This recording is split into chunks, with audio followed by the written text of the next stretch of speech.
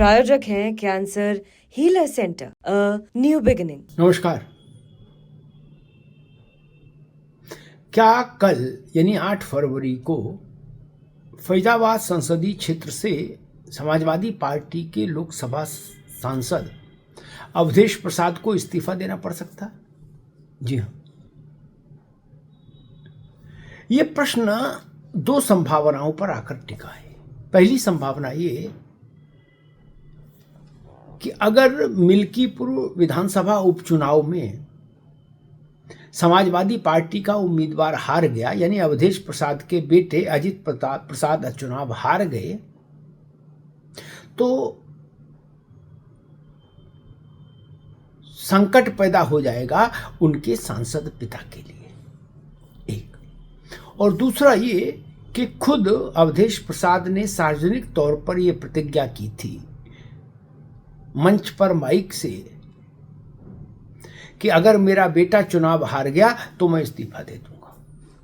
अब मिल्कीपुर में जो समाजवादी पार्टी का आत्मविश्वास है वो कुछ मजबूत नहीं दिख रहा। परिणाम क्या होगा ये तो कल पता लगेगा, लेकिन समाजवादी पार्टी के नेताओं के बीच में जो क्रिया प्रतिक्रिया निकल कर आ रही है वो भी बता रही है कि शायद सपा मिल्कीपुर को लेकर बहुत ज्यादा उम्मीद से नहीं है। अब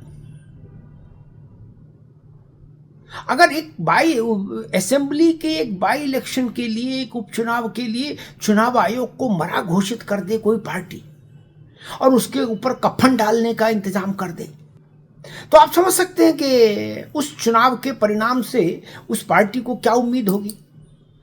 स्वाभाविक है कोई उम्मीद नहीं होगी उसको। नाउम्मीदी के चरम पर आकर ही ऐसी टिप्पणियां आती। ये अलग बात है कि भारतीय जनता पार्टी के गोरखपुर से सांसद है रवि किशन, भोजपुरी सिनेमा के बड़े अभिनेता भी हैं, तो रवि किशन जी ने कल सवाल उठा दिया कि भाई कफन क्यों, लकड़ी क्यों नहीं लाए। जब चुनाव आयोग को मरा घोषित किया समाजवादी पार्टी ने, तो उसके बाद वो कफन लेकर आए, उस पर लिखा था चुनाव आयोग, सफेद कफन। तो भाजपा सवाल कर रही है कि यहां भी तुष्टिकरण, लकड़ी ले आते अंतिम संस्कार के लिए। खैर ये तो एक मजाक की बात, लेकिन एक राजनीतिक गलियारों में चर्चा गूंज रही है कि अगर समाजवादी पार्टी चुनाव हार गई मिल्कीपुर में, तो क्या अवधेश प्रसाद अपनी शपथ पूरी करेंगे? क्या सपा के फैजाबाद के सांसद अपनी उस प्रतिज्ञा पर खरा उतरेंगे कि मेरा बेटा अगर चुनाव हारा तो मैं इस्तीफा दे दूंगा, या आई गई बात हो जाएगी? और क्या भारतीय जनता पार्टी और अन्य सपा के जो विरोधी दल हैं वो लोग अवधेश प्रसाद को नहीं घेरेंगे कि अब आप इस्तीफा दो अगर सपा हार गई? अवधेश प्रसाद सामान्य सांसद नहीं है समाजवादी पार्टी के लिए। उनकी जीत ने समाजवादी पार्टी के उत्साह और आत्मविश्वास में लोकसभा चुनाव के बाद 4 चांद लगा दिए थे। पूरे, केवल सपा नहीं, पूरे इंडिया अलायंस के लिए अवधेश प्रसाद पोस्टर बॉय हो गए थे। कई दिन तक लोकसभा संसद भवन परिसर में अखिलेश यादव ने उनका हाथी नहीं छोड़ा अवधेश बाबू का, उनको आगे लाके बैठाला था अपनी बराबर में। राहुल गांधी, अखिलेश यादव और अवधेश प्रसाद, सपा वाले जहां बोलते थे वहां अवधेश बाबू का नाम जरूर लेते थे। क्यों?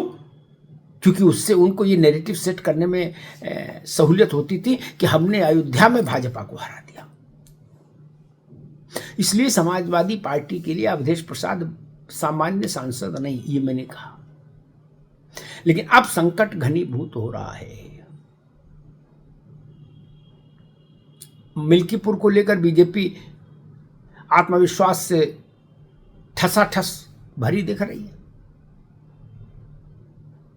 वहां चर्चा चल रही है कि कितने से जीतेंगे मार्जिन पर, और समाजवादी पार्टी के अंतःपुर से लेकर और बाहरी दरवाजे तक एक ही बात हो रही है कि चुनाव तो हुए नहीं।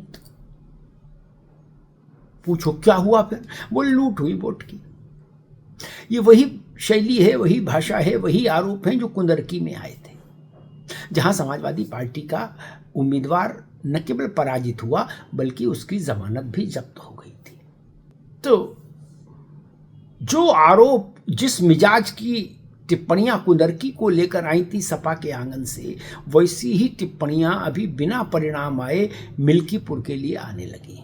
अभी जनादेश आया नहीं, लेकिन टिप्पणियां वैसी आने लगी। कुंदरकी वाले मिजाज की टिप्पणियां मिल्कीपुर के लिए भी आने लगी हैं समाजवादी पार्टी की ओर से। और बल्कि मैं तो कहूंगा कुंदरकी से 4 कदम आगे, तीखेपन में 4 कदम आगे वाली टिप्पणियां आने लगी हैं। कुंदरकी में कम से कम ये नहीं कहा गया था कि चुनाव आयोग मर गया। मिल्कीपुर में बिना नतीजा आए घोषणा हो गई कि चुनाव आयोग मर गया। उसके डेथ सर्टिफिकेट पर दस्तखत कर दिए समाजवादी पार्टी ने कि चुनाव आयोग मृत घोषित। जैसे डॉक्टर किसी व्यक्ति के लिए डेथ सर्टिफिकेट बनाते, भाई ये आदमी आया, ये बीमारी थी और इसका ऐसे इस कारण से निधन हो गया, वैसे ही घोषित कर दिया। इतना तीखापन तो कुंदरकी के लिए भी नहीं था जितना मिल्कीपुर। तो क्या मिल्कीपुर में कुछ बड़ा होने जा रहा है, बड़ा राजनीतिक धमाका होने जा रहा है, जिससे समाजवादी पार्टी को नैरेटिव के आधार पर एक बड़ी विचित्र स्थिति से गुजरना पड़ेगा? क्योंकि मिल्कीपुर सपा का गढ़ रहा है। 6-7 बार तो मेरे ख्याल से अवधेश जी वहां से विधायक रहे हैं। तो गढ़ में हार, और मिल्कीपुर अयोध्या जिले के अधीन है, के अंतर्गत है। तो जब फैजाबाद लोकसभा सीट जीतकर सपा ने कहा कि हमने अयोध्या जीत ली, तो मिल्कीपुर जीतकर भाजपा की ये क्यों नहीं कहेगी कि हमने सपा से अयोध्या वापस छीन ली? तो अब लाख टक्के की बात यह कि अगर समाजवादी पार्टी के उम्मीदवार को विजय नहीं मिली, अगर, तो क्या अवधेश प्रसाद इस्तीफा देने को बाध्य होंगे? क्या अखिलेश यादव उन्हें ये सलाह देंगे कि वो इस्तीफा दें? उन्होंने सार्वजनिक तौर पर जो घोषणा की है उसका पालन करें, या अखिलेश यादव उनको ये समझाएंगे कि छोड़ो, जाने दो, लोग हैं, भूल जाएंगे, इस्तीफा देने की जरूरत नहीं, बड़ी मुश्किल से जीते हो, काहे छोड़ो?